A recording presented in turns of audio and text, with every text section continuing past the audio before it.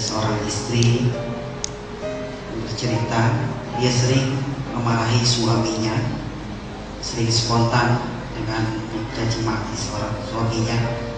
Bagaimana hukumnya dan bagaimana ibadah yang dia lakukan, apakah tidak diterima? Ya, kenapa marahin suaminya? Ini belum jelas. Ya, seorang istri tidak boleh marahin suaminya. Bagaimanapun keadaan suami, banyak kekurangannya, tetap istri menjadi di posisi yang lembut, kasih sayang sebagai wanita. Kita tidak pernah mengenal wanita kasar, malah justru kita mengenal wanita yang kasih sayang, yang lembut, yang semestinya kalau dia melihat banyak kekurangan suaminya, dia nasihatin. Dan kalau nasihatin jangan di depan orang, nasihatin juga mengambil posisi. Kapan kira-kira baru datang dari kerjaan, kita tahu suami saya tidak salat, terus baru datang dari kantor, capek, habis macet, langsung ini ada yang saya mau bicarakan. Apaan? Dia pasti tidak ada respon. Kamu tidak pernah mau dengar saya, ini kamu begini, kamu.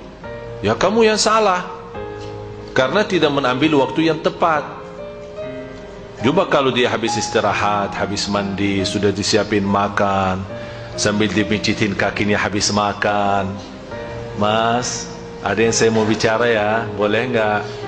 Dah boleh nanti. Ya udah, enggak apa-apa. Luar biasa istri yang seperti itu. Bukan pas datang langsung dia buka, dari mana? Kok kelamaan, malam-malam datang, di telefon dah aktif-aktif. Istrikannya di sebelah kanan kiri, yang terus tongkatnya di sebelah kanan kanan. Kaget suaminya begitu melihat istri seperti itu. Tak bisa. Dan dosa, memang dosa, mencaci maki suami dosa. Harus bertakwa kepada Allah SWT, dan bisa juga merusakkan. Apalagi posisi suami orang baik, orang saleh, tapi kadang-kadang ada seorang istri yang suka emosi, suka marah, suka apa saja. Ini bisa masalah. Malah ada ancaman dari hadis Rasulullah SAW, dilaknati oleh malaikat sepanjang malam sampai suaminya ridha. Bahaya. Sebenarnya dua-duanya posisinya berat, dan kewajiban suami lebih banyak memang dari kewajiban istri. Tapi harus istri melihat suami tidak mampu memenuhi kewajibannya, tetap istri memenuhi kewajibannya. Jangan menjadi saling tuntut dan saling balas. Kalau kamu baik, saya akan jadi baik. Kalau kamu begini kurang ajar, saya akan lebih kurang ajar. Bukan begitu hidup rumah tangga. Harus ada saling, ada yang kalah di antara berdua. Dan itulah posisi seorang perempuan. Saya kemarin diceritakan sama ibu saya, ceritakan soal gurunya. Subhanallah. Gurunya dapat seorang wanita, guru ibu saya, dapat suami, ya kalau kita bicara standar lah.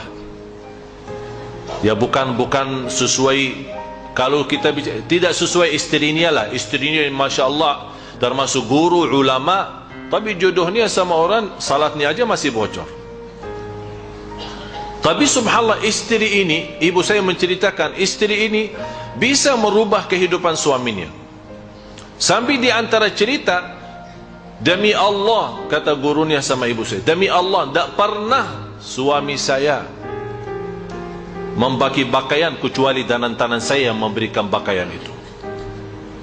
Dan tidak pernah dia keluar rumah sebelum saya yang bawain sandalnya atau sepatunya, habis saya bersihin dan saya taruh di depan kakinya dan saya cium kakinya.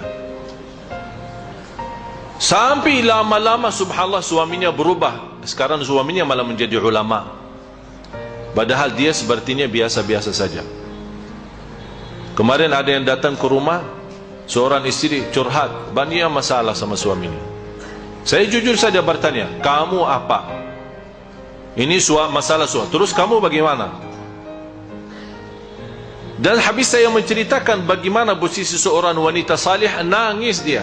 Malah dia berkata, jujur saja saya tidak pernah berlaku hal itu sama suami saya. Ya fantas suaminya mau lari dari rumah.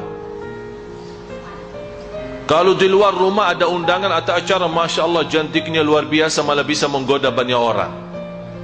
Tapi suaminya tidak bisa digoda.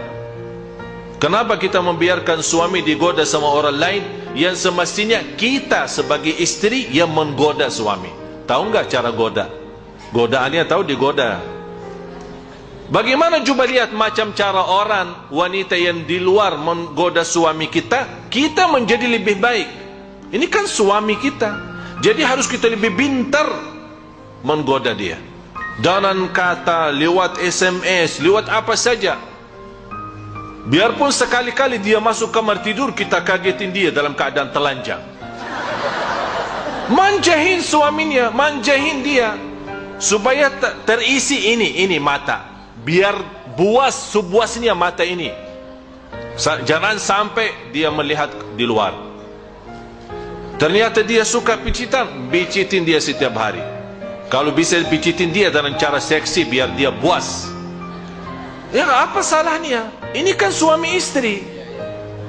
Ini suami istri. Dari sisi perkataan, dari sisi perbuatan. Anda dengar, suami saya suka karaoke, bikin karaoke di kamar tidur, biar dia tidak keluar cari kemana-mana. Inilah kelebihan istri yang bisa pintar bagaimana menarik perhatian suaminya. Saya kenal satu orang, subhanallah, istrinya hebat.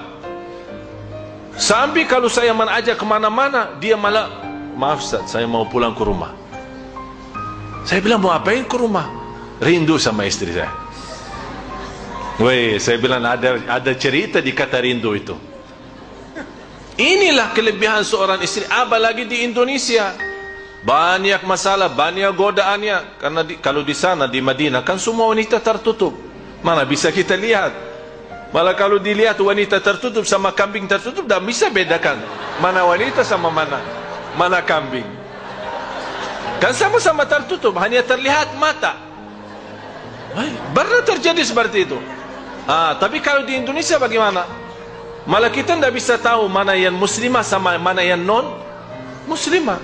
Malah kadang-kadang melihat pahanya kelihatan semua, Masya Allah. Bukan Masya Allah, na'udzubillah. Habis sudah terlihat semua, malah saya bingung mau ucapkan salam atau apa. Malah dia duluan, Assalamualaikum Syekh, boleh foto enggak? Tak boleh. Tak boleh. Sebelum saya jawab salam, saya bilang tak boleh.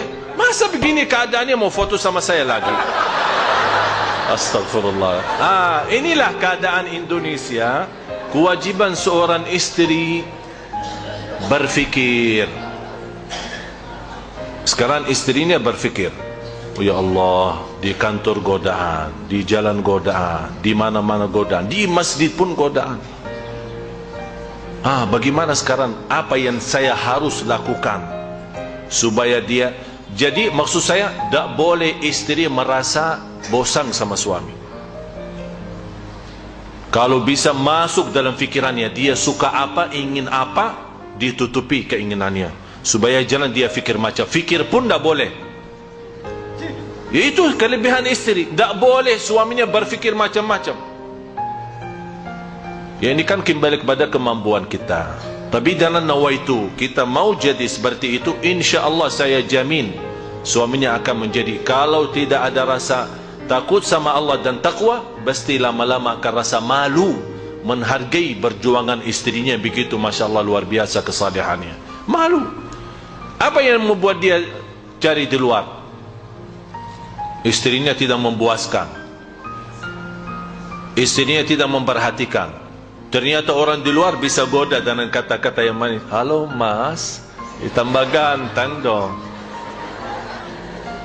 Tapi kalau coba istrinya yang selalu SMS duluan, melihat SMS yang lain dihapus, tidak pernah diperhatiin, tidak pernah diresponin, karena dia tahu istrinya jauh lebih hebat.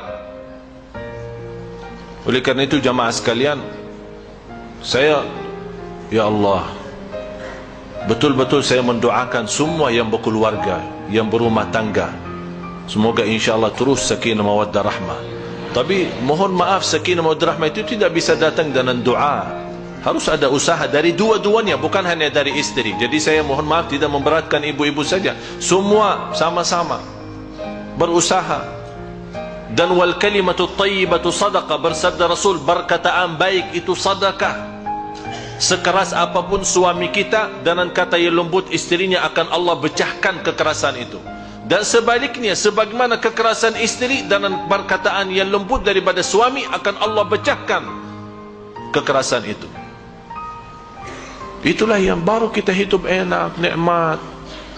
Dan harus ingat satu hal, kita di dunia ini hidup sementara. Nikmatilah berumah tangga, nikmatilah di rumah tangga, karena ini hidup sementara. Besok kita meninggal dunia. Nanti kalau kita meninggalkan nama yang baik akan didoakan. Kalau meninggalkan nama yang buruk akan didoakan sebagai celaka lagi di akhirat. Wala haula wala quwwata illa billah.